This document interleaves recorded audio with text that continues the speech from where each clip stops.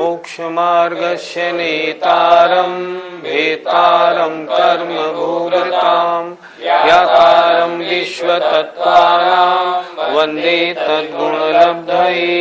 पंच परमेष्ठी भगवान की जय।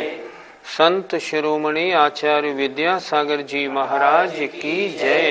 पिछली पाठशाला में हमने समझा था छायोपशमिक भाव के 18 भेद और औदिक भाव के 21 भेद। औदिक भाव के 21 भेद कुछ स्पष्ट नहीं हो पाए थे, आज पुनः स्पष्ट करते हैं। देखें, गति 4, नरक गति, त्रिंच गति, मनुष्य गति और देव गति। ये औदिक भाव क्यों है? क्योंकि गति नाम कर्म के उदय से होते हैं। मिथ्या दर्शन, 7 तत्वों पर अश्रद्धान रहना, सच्चे देव शास्त्र गुरु के ऊपर श्रद्धा पक्की न बनना, ये क्यों रहता है? जब तक मिथ्या दर्शन का उदय है तब तक मिथ्या दर्शन या मिथ्यात्व रूप परिणाम रहते हैं। ये औदिक भाव क्यों? क्योंकि मिथ्या दर्शन नामक दर्शन मूनी कर्म के उदय से होते हैं। अज्ञान, अज्ञान माने ज्ञान की अपूर्णता, ये किस कर्म के उदय से होती है? ये ज्ञानावरणी कर्म के उदय से रहती है। जहां तक ज्ञानावरणी कर्म का उदय है वहां तक अज्ञान भाव है। ज्ञानावरणी कर्म का उदय कहां तक? 12वें गुणस्थान तक। 12वें गुणस्थान के अंत में इनका नाश होता है, ज्ञानावरण दर्शनावरण अंतराय का। तो ये जो अज्ञान भाव है ये 12वें गुणस्थान तक चलता है। असंयत भाव, असंयत भाव चलता है 4थे गुणस्थान तक, अर्थात व्रतों के न लेने रूप भाव, मुझे व्रत अभी नहीं लेने। इसका कारण क्या है? अनंतानुबंधी और अप्रत्याख्यानावरण का उदय। अगर सम्यक दर्शन हो गया है तो फिर अप्रत्याख्यानावरण का उदय। इसके कारण व्रत लेने के भाव नहीं बनते, तो ये व्रत लेने के भाव नहीं होने देना, ये भी औदिक भाव किस कारण से हुए? अप्रत्याख्यानावरण कषाय के उदय से हुए। असंयत भाव, असिद्ध भाव, असिद्ध भाव होता है 8 कर्मों के उदय से। हमारे आपके 8 कर्मों का उदय है ना, और वो उदय हमें सिद्ध नहीं बनने दे रहा। तो हमारे असिद्ध जो भाव है ये 8 कर्मों के उदय से। केवली भगवान अभी असिद्ध नहीं है, अभी असिद्ध हैं, सिद्ध नहीं हुए। उनके 4 अघातिया कर्मों के उदय से असिद्ध भाव है। और 6 लेश्या कृष्ण नील कापोत पीत पद्म शुक्ल। 3 लेश्या अशुभ है कृष्ण नील कापोत, 3 लेश्या शुभ है पीत पद्म शुक्ल। कृष्ण नील कापोत का मतलब तीव्रतम कषाय, कृष्ण लेश्या तीव्रतर कषाय नील लेश्या, और तीव्र कषाय कापोत लेश्या। मंद कषाय पीत लेश्या, मंदतर कषाय पद्म लेश्या, मंदतम कषाय शुक्ल लेश्या। ऐसे परिणाम ये भी तो कर्म के उदय से होते हैं। शरीर नाम कर्म और कषाय के उदय के अनुसार योग, कषायानुरंजित योग प्रवृत्ति को लेश्या कहते हैं। तो ये भी शरीर नाम कर्म और कषाय के उदय के कारण होने से ये भी 6 लेश्याएं भी औदिक भाव है। इस प्रकार 21 भाव हुए। हम अपने हमारे औदिक भाव कितने होते हैं? हमेशा हमसे ही भाव क्यों लगवाते हैं? स्वयं लगाने की कोशिश करें, आसान लगाइए। जे गति में से हमारे गति हुई मनुष्य गति, कषाय क्रोधमान माया लोभ, तो गति 1, कषाय 4, लिंग पुरुष लिंग 5, मिथ्या दर्शन हो सकता है मुझे सम्यक की प्राप्ति ना हुई हो तो मिथ्या दर्शन 1, तो ये 6। इसके बाद अज्ञान तो है ही, तो इसके बाद 7 असिद्धित, 8 लेस्या में से एक, अभी हम जैसे धर्म ध्यान कर रहे हैं, तत्वार्थी पढ़ रहे हैं, तो हो सकता है विद्लेस्या हो। इस प्रकार से 9, एक असंयत भाव रह गया और एक असंयत। इस प्रकार से हमारे 10 औदारिक भाव होते हैं। मान लो एक हाथी है, अब इसके औदिक भाव लगाते हैं। गति, त्रियंच गति। कषाय चारों, 1 और 4 5। लिंग हाथी के पुरुष लिंग, 4, 1 5 और 1 6। मिथ्या दर्शन हो सकता है। इसके बाद असंयत भाव है, वृत्ति नहीं है। अज्ञान भाव है, असिद्ध भाव है। लेशा एक, जैसे उसके परिणाम हो वैसे उसके लेशा कोई सी क्षयों हो सकती है। इस तरह औदिक भाव हमें लगाने चाहिए। ये आत्मा के परिणाम हैं। इसमें जानने योग्य बात क्या है? जानने योग्य बात क्या है? इसमें कुछ भाव हमारी आत्मा का अहित करने वाले हैं, नवीन कर्म बंध के कारण है, जैसे कषाय भाव, जैसे लिंग भाव, सबसे खराब मिथ्या दर्शन भाव, और फिर अशुभ लेश्याएं। इनसे हमें बचने का प्रयत्न करना चाहिए कि ये भाव आत्मा को कष्टकारी हैं, इसलिए जितना इनसे बचा जाए उतना अच्छा है। इस प्रकार औदिक भाव 21 की चर्चा हुई। अब बचते हैं पारिणामिक भाव 3। आइए अब उनको देखते हैं। पारिणामिक भाव के 3 भेद। जीव भव्या भव्यत्वानि च। जीव भव्या भव्यत्वानि च। बोलिए। जीव भव्या भव्यत्वानि च। जीवत्व, भव्यत्व और अभव्यत्व, ये 3 पारिणामिक भाव के भेद हैं। पारिणामिक भाव किन्हें कहते हैं? आत्मा के जो परिणाम किसी भी कर्म के उपशम, क्षय, क्षयोपशम और उदय के कारण नहीं होते, जो आत्मा के स्वभाव होते हैं, उन्हें हम कहते हैं पारिणामिक भाव। उनके 3 भेद, जीवत्व, भव्यत्व और अभव्यत्व। जीवत्व माने चैतन्यपना, चेतनापना। जीव में किस कर्म के उदय से आया? नहीं, किसी के उदय से नहीं, ये जीव का स्वभाव है, जीवत्व भाव। भव्यत्व भाव, सम्यक्त्व प्रकट करने की योग्यता, भव्यत्व भाव। और सम्यक्त्व प्रकट करने की जहां योग्यता नहीं है, वो अभव्यत्व भाव है। जितने जीव हैं, सब में शक्ति रूप से तो सम्यक्त्व विद्वान है, मतलब सम्यक्त्व प्राप्त करने की शक्ति तो है, पर जिनमें उसको व्यक्त करने की योग्यता है वे भव्य हैं, जिनमें व्यक्त करने की योग्यता नहीं है वे अभव्य हैं। इस प्रकार पारिणामिक भाव 3 प्रकार का, जीवत्व, भव्यत्व और अभव्यत्व, अर्थात चैतन्यपना, जीवत्व भाव, ये प्रत्येक जीव में पाया जाता है।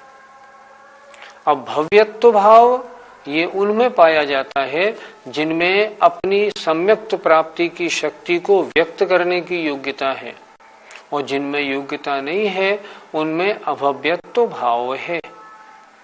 इस प्रकार पारिणामिक भाव के 3 भेद होते हैं। हमारे कौन कौन से पारिणामिक भाव हैं?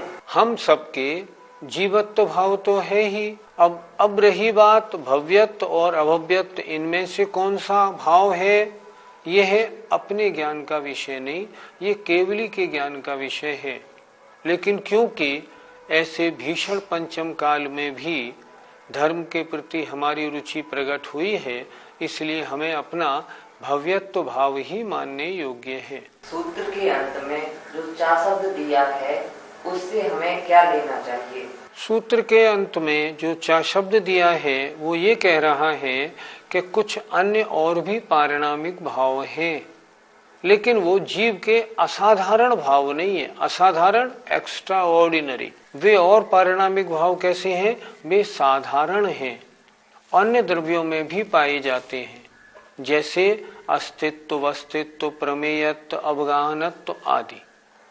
ये गुण जो है ना, ये गुण अन्य द्रव्यों में पाए जाते हैं। इन सबकी ध्वनि इस चा से निकलती है। जैसे हमने पहले बताया था कि पारिणामिक भाव तो अन्य द्रव्यों में भी होते हैं, तो वो आचार्य ने कहाँ लिखा? चा से लिखा। उसको लिखा क्यों नहीं सूत्र में? क्योंकि यहाँ जीव तत्व की विवेचना होनी है, तो जो जीव के असाधारण भाव है उनकी चर्चा हुई, इसलिए जीवत्व, भव्यत्व और अभव्यत्व को लिया।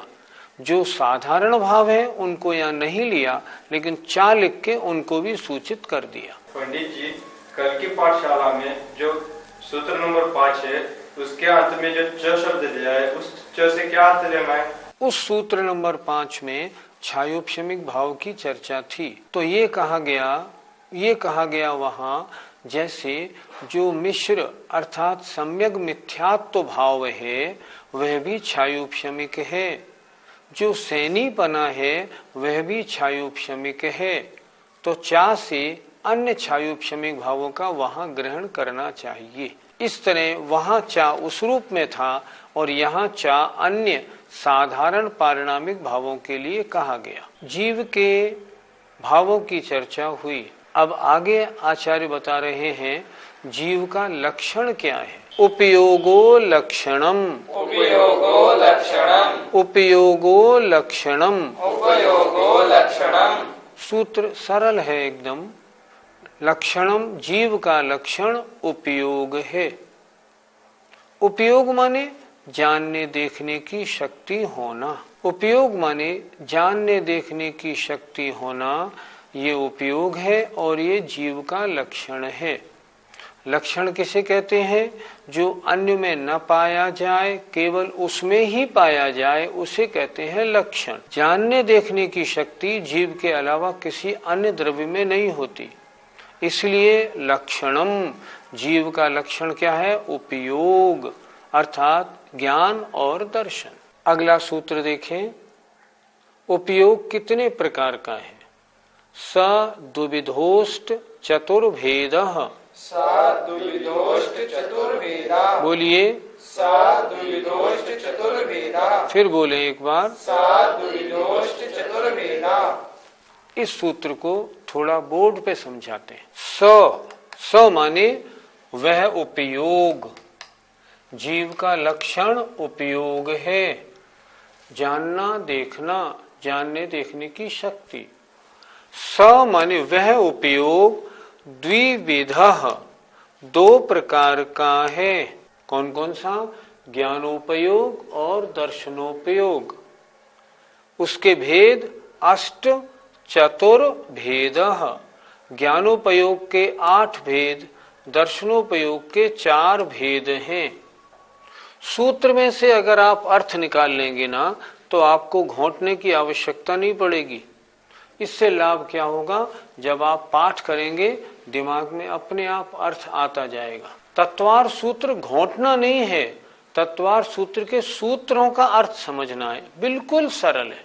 जीव का लक्षण बता दिया। जीव कितने प्रकार के होते हैं?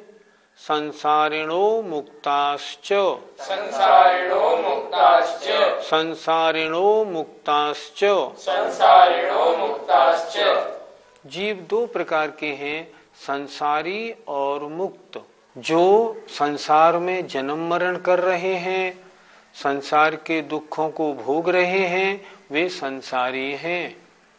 और जो अष्टकर्म से रहित हो गए हैं, वे मुक्त जीव हैं। जीव 2 प्रकार के, संसारी और मुक्त। इस सूत्र में चा शब्द से क्या अभिप्राय समझना चाहिए? चा शब्द का अर्थ है, कुछ जीव ऐसे हैं जो जीवन मुक्त हैं, जैसे अरहंत परमेष्टि। अरहंत परमेष्टि जन्म मरण से रहित हो गए हैं, लेकिन अभी संसार में हैं, इसलिए चा शब्द से उनको भी यहाँ गर्भित किया गया है। इस प्रकार इस सूत्र का अर्थ हुआ। संसारी जीव कितने प्रकार के होते हैं? अगला सूत्र है समनस्का मनस्काः। समनस्का मनस्काः। बोलिए। समनस्का मनस्काः। समनस्क अर्थात मन सहित, और अमनस्क संधि विच्छेद किया, अमनस्क मन रहित। संसारी जीव दो प्रकार के होते हैं, समनस्क मन सहित, अमनस्क मन रहित, अर्थात सैनी और असैनी। इस प्रकार संसारी जीव के दो भेद हैं। संसारी जीव के और कितने भेद होते हैं? अगला सूत्र देखें। संसारेणस्त्रसस्थावराः, बोलिए। संसारी जीव के दो भेद और भी होते हैं, त्रस और स्थावर। जिनके मात्र एक इंद्रिय होती है वे स्थावर जीव हैं, और जिनके 2, 3, 4, 5 इंद्रियां होती हैं वे त्रस जीव हैं। अब तत्वार सूत्र कितना सरल है, देखा? सरल सरल सूत्र है। हमें कड़ा नाम को लगता है, कड़ा है नहीं। स्थावर जीवों के भेद। पृथिव्यप तेजो वायु वनस्पतयः स्थावराः, बोलिए।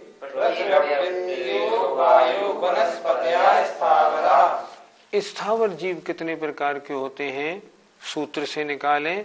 पृथ्वी, पृथ्वी कायक, अप, जल कायक, तेज, अग्नि कायक, वायु, वायु कायक और वनस्पति कायक। 5 प्रकार के स्थावर जीव होते हैं। स्थावरों के भेद बताए इसमें इन्होंने। पृथ्वी कायक, अप माने जल कायक, तेज माने अग्नि कायक, वायु कायक और वनस्पति कायक। इस प्रकार स्थावर जीवों के 5 भेद हैं। हम सब लोग जानते ही हैं, पृथ्वी ही जिनका शरीर है वे पृथ्वी कायक हैं। ऐसे ही जल ही जिन जीवों का शरीर है वे जल कायक हैं। इन सब जीवों के मात्र एक इंद्री, स्पर्शन इंद्रिय होती है। एक बात जरा समझ लें अपन। हमने कुएं में से पानी निकाला। इस पानी में जो कुएं में से निकाला है इसमें कौन कौन से जीव हैं? त्रस भी है और स्थावर भी है। अब हमने क्या किया? मोटे छन्ने से इसको छाना। छानने से क्या हुआ? त्रस जीव छन्ने में आ गए, लेकिन नीचे जो जल निकला ना उसमें अभी जल कायक जीव हैं। वो क्यों नहीं छने? क्योंकि जल ही उनका शरीर था, तो वो जल के साथ में नीचे निकल गए। वो होते हैं एक इंद्री जल कायक जीव। इस तरह औरों में भी समझ लेना चाहिए। इस सूत्र में बताया स्थावर जीवों के 5 भेद।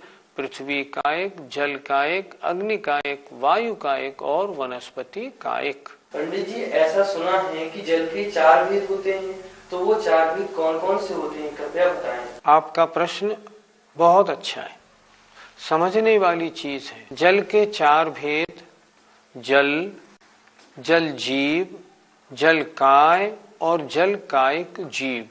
देखिए, हाइड्रोजन और ऑक्सीजन मिला और पानी की बूंद बनी, ये हुआ जल। जीव है या अजीब? अजीब। अब अंतर्मूर्त के बाद इसमें योनि स्थान बनने से अब जल कायक जीवों की उत्पत्ति होती है।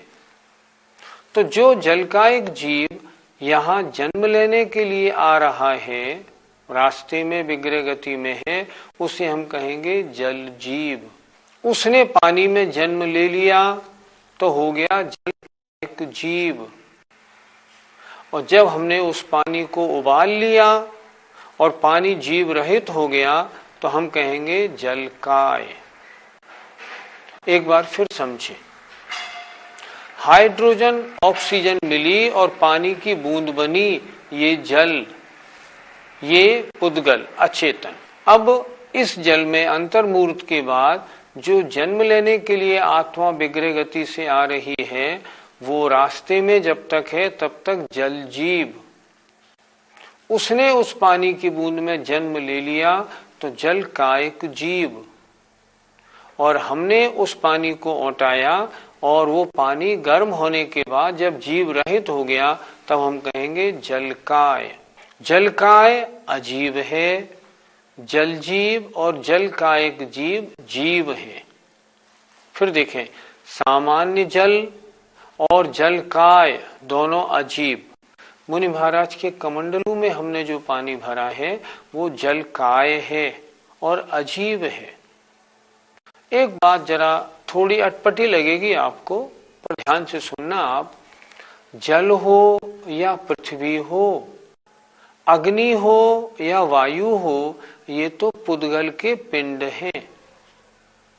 जल जीव नहीं है, जल तो अजीब है। जल में जिनने जन्म ले लिया है वो जीव है। पृथ्वी अजीब। पृथ्वी में जिन जीवों ने जन्म लिया है वे पृथ्वी कायक जीव, ऐसे लगाना चाहिए। जैसे हमने जल में 4 भेद लगाए, ऐसे अग्नि वायु इनमें भी 4 भेद लगा लेने चाहिए। स्थावर जीवों की चर्चा हुई। अब प्रश्न हुआ त्रस जीव कौन कौन से हैं, तो अगला सूत्र देखें। द्विइंद्रियादयस्त्रसाः। बोलिए। इस सूत्र का हम संधि विच्छेद कर लें। द्विइंद्रिय आदयः त्रसाः। द्विइंद्रिय आदयः त्रसाः अर्थात 2 इंद्रिय आदि वाले त्रस होते हैं। अर्थात जिनके 2 इंद्रिय, 3 इंद्रिय, 4 इंद्रिय और 5 इंद्रिय होती हैं उन्हें त्रस कहते हैं, और जिसके मात्र एक स्पर्शन इंद्रिय है उसे हम स्थावर कहते हैं। सरल सूत्र है। आइए अगला सूत्र और देखते हैं। पंचेंद्रियाणि। बोलिए। इस सूत्र बोलने में फिर सावधानी रखनी है। बहुत सी माता बहनें बोलती हैं पंचेंद्रियाणि नहीं, पंचेंद्रियाणि नहीं, पंचेंद्रियाणि।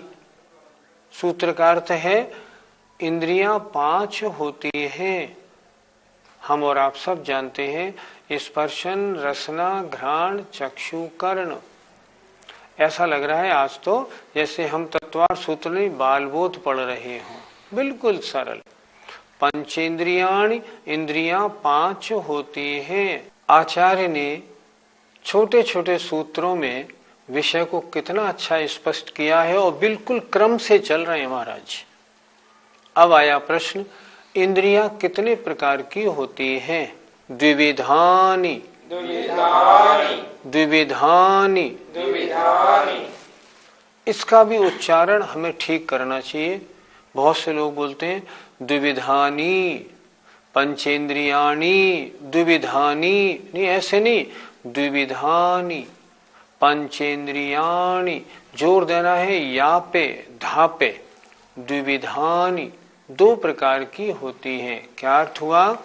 द्विविध अर्थात इंद्रियां 2 प्रकार की होती हैं। द्विविधानि इंद्रियां 2 प्रकार की होती हैं, द्रव्येंद्रिय और भावेंद्रिय।